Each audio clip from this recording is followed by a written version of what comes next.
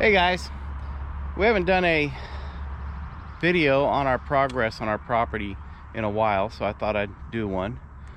We got our Starlink system, so we have good internet now. This is the antenna for the Starlink, and I'm holding a piece of feed corn. Let me show you what we're doing with this. My first little woodworking project that we did a video on was building some picnic tables for squirrels, and I've got one of them right over here, and the squirrel has eaten every bit of corn off of this latest piece of feed corn that I put on it. As you can see, that thing is just, I don't think he could eat any more of it. So it's time to change it out and get him a new piece of feed corn.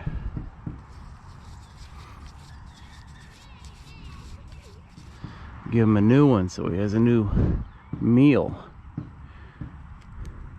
There's one little squirrel that likes to come to this table. Janet enjoys watching him out here eating. Makes her feel good. I made about 30 of these little tables. We're going to take them to Canton to their big trade days and see if we can sell some of them. That ought to keep a little squirrel busy for a few days. And see if it's still here. Ah, it's gone. Our neighbor caught a copperhead snake and hung it on our fence over here. And whenever our beagle needs to use the restroom, we've got a lead that we attach to this tree, and he likes to, or she likes to, use that area, and that snake hanging on the tree was driving her crazy. I don't know if she liked it or didn't like it, but she'd bark at it for 5-10 minutes before she calmed down. This section of our land over here, we've got all the debris, all the tree limbs and everything cleared, and we've mowed it, and it needs to be mowed again. I mowed it last week. We've had rains this week, and it has grown back to, well, some of it's 1.5 feet tall already, so it's gonna have to be mowed again. I'll probably do that tomorrow. It's just finishing up raining today and a little too wet to get out on the mower. This is our firewood that I cut. When we bought this land, it was timberland, so it was completely covered in trees. We had all of the pine trees cleared. It was like this. It was like, the property was like this, but ours was actually thicker than that. And we had all the pine cleared and burned, and this is all oak, and this is about 1/3 of the firewood that we had.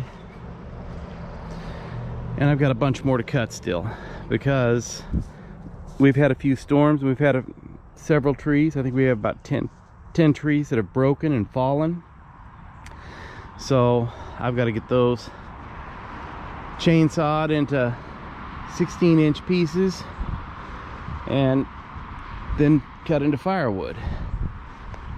Fun. All these pallets you see here, I've got a guy that delivers me 75 pallets at a time for just over $1 a pallet. And I break those down to use to do woodworking projects and other stuff, as you'll soon see. This is the shop that we put in, and Janet's working on one of my latest wood projects. She wanted a shelving unit to hold canned food and all types of food. So I had 5 of these grids left over from a shelving unit, and I didn't know what to do with it because I didn't have the legs for the shelving unit anymore. They go to these shelving units over here.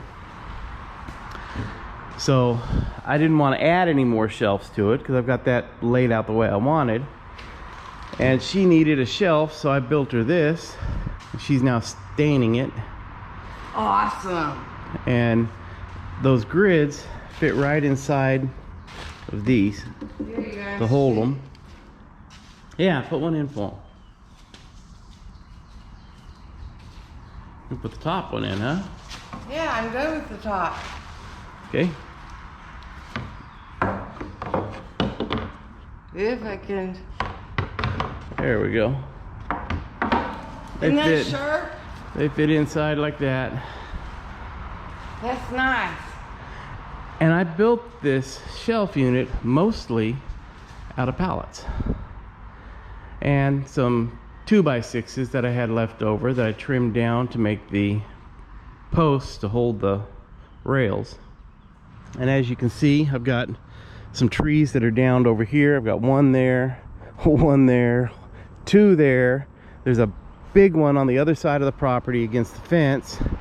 There's 3 over there, and then I've got like 5 on the back side of the property.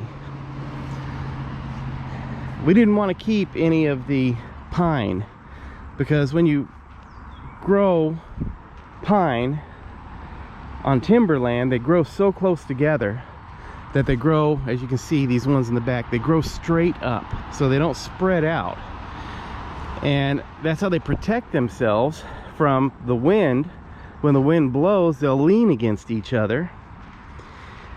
But whenever you have any that aren't in a bunch or a batch close together and the wind hits them, they split and break and fall. So I've got more to clean up. This is Janet's garden over here.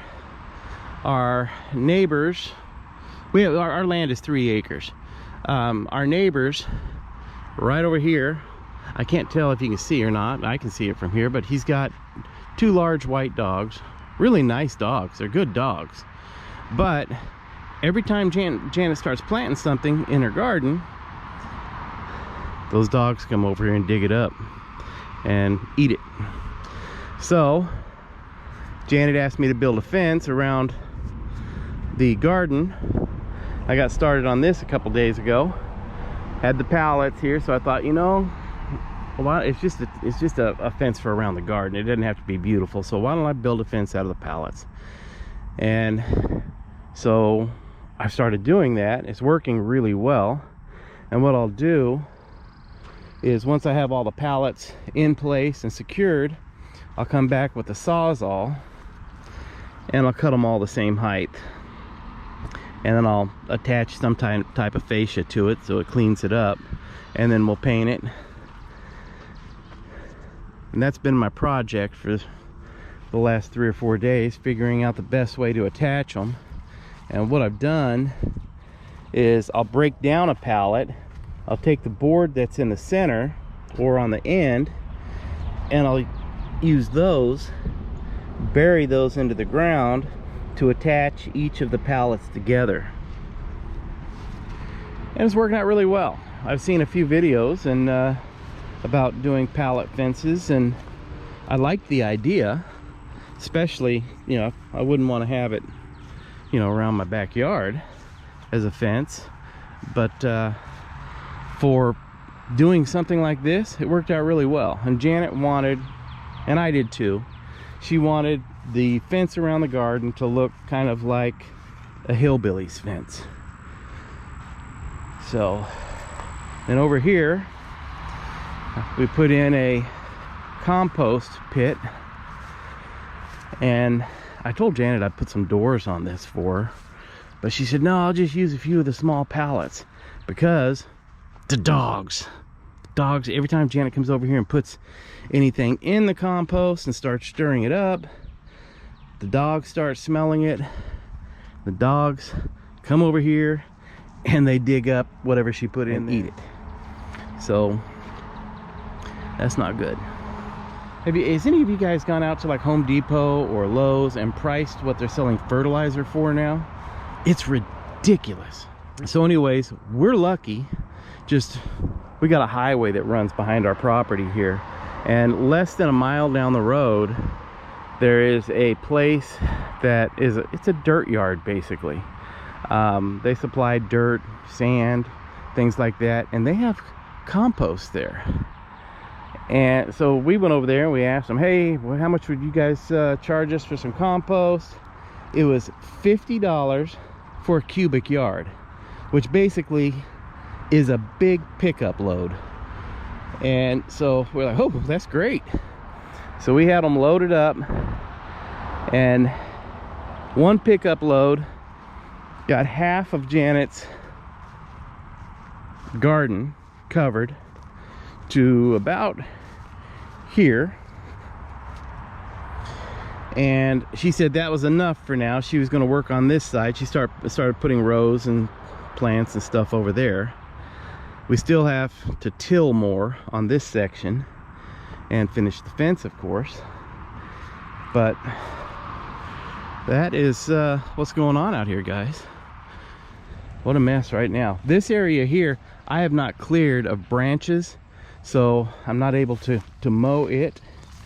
And as you can see, we've got lots of big, tall, down trees that I still have to take care of.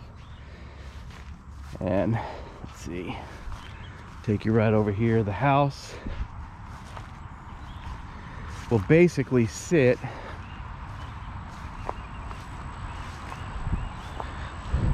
there's a stake here, there's a stake right on the other side of the dirt pile over there. That will be the front of the home. And coming back here, and it's going to be a steel building.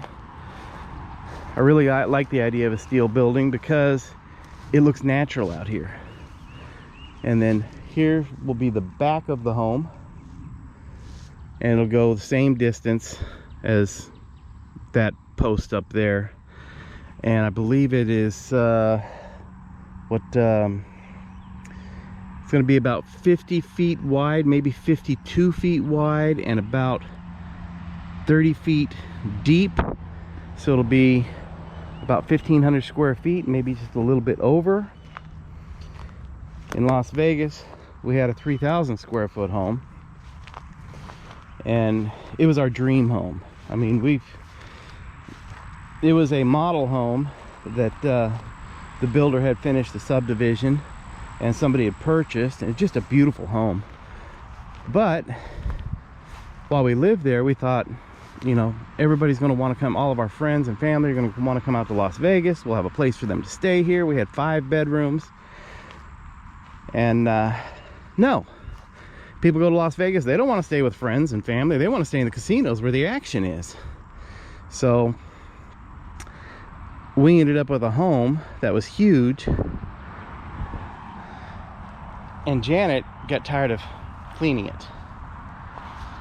She said, you know, this home is almost double the size of any home that we've had before, and it was beautiful. We had a nice built-in hot tub in the backyard. It was a 2-story with a what do they call it now? Can't think of it. Basically a patio on the bottom and a patio off of our bedroom upstairs, and a balcony. And it was just absolutely gorgeous. Really, really a nice place. But we decided, we were tired of every month having to work our rear ends off just to make the house payment and just to make the electric bill. And so we decided, you know, we're going to travel for a while. We sold the home, sold our business, and we started traveling the country. We did that for about 4 years in our RV, and then we came into Texas. So here we are, and we love it here. We just like the lifestyle. The only thing that I don't like about it is the humidity.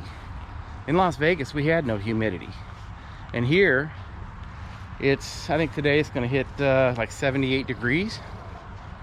And I bet you we take 3 showers today. Because the humidity, you take a shower, you get out of the shower, you feel good, you put some clean clothes on, you start working or whatever, and 20 minutes later, you're dripping sweat. during the summertime, it's gonna be even worse, a lot worse. That and the fleas. We have 2 dogs and a cat. We had 2 cats when we came out here, but one of them disappeared. And we think that a coyote or something got a hold of her. But our other cat is, he's a hunter. He's very aware of his surroundings. He likes to bring Janet mice and rabbits. So he's a survivor. He'll make it. But man, I'll tell you what, in Las Vegas we had sand fleas that were nothing like the fleas here. I mean, these fleas, our dog will go out, our 2 dogs, they'll go outside and they'll come back in and, you know, 45 minutes or an hour later, and you can just see fleas hopping off of them. And being in an RV, because it's a small area, they get everywhere. So we're having to use those flea bombs or bug bombs in the RV about once every 2 weeks. But other than that, this place is just a wonderful place to live. When we get all this area cleaned up and I can get it mowed, that'll help with some of the bugs, I'm hoping. And that's what's going on, guys. It's starting to look a lot better. Place is starting to come together. And our neighbor, the one with the dogs over here that get into everything, he was nice enough. He put some, we have a oh goodness, what do you call it? Barbed wire fence over there separating the properties. And he went out and bought some chicken wire, and he's putting chicken wire along the barbed wire fence on his side to try to keep his dogs from coming over here, which was really nice of him. He didn't have to do that because I'm putting the fence around it, and that should work. It's keeping them out of the compost pile. So, but now I need to order more pallets because I'm almost out of the pallets the right size to finish the fence. So I've got pallets coming in 3 or 4 days, then I can get back on that. But that's what's going on, guys. That's our life right now. But over here, our neighbor, he collects old beat up cars, and he's got a bunch of them. And my buddy came out here and he was looking for a car to restore, and he went looking all through all these cars, and he's interested in this blue truck right here. He likes that truck. But we counted, and our neighbor has 14 old Ford Falcons on his property. And of course, they're not really a collectible car, but they are pretty cool looking. And like I said, this is about 1/3 of the firewood that we cut, because we knew we'll never go through this amount of firewood. So when our neighbors run out of firewood, we tell them, just come over and get yourself a pickup load. Because the first neighbor offered to pay for some firewood. He said, no, don't worry about it. Don't worry about it. Just come over and get it. We're not going to be able to use it. And that worked out good, because when we moved all of our furniture out here, out of our storage facility, I needed help moving furniture. And it was funny because I asked our neighbor who had gotten firewood from us first if he would mind helping us. Oh, no, I'll be out there. What time? And so we called him like 20 minutes before we arrived with a big U-Haul with furniture. And when we got here, we were shocked. There was 5 neighbors here. It took Janet and I and my buddy it took us about 2.5 hours to load the U-Haul. When we got here, our neighbors and us had that thing unloaded in less than a half an hour. And it was all put up, stacked. So good people out here, just really good people. They help their neighbors out. So anyhow, hope you guys enjoyed this. If you did, please hit the like button, the subscribe button, hit the little bell down in the corner. Until next time, take it easy.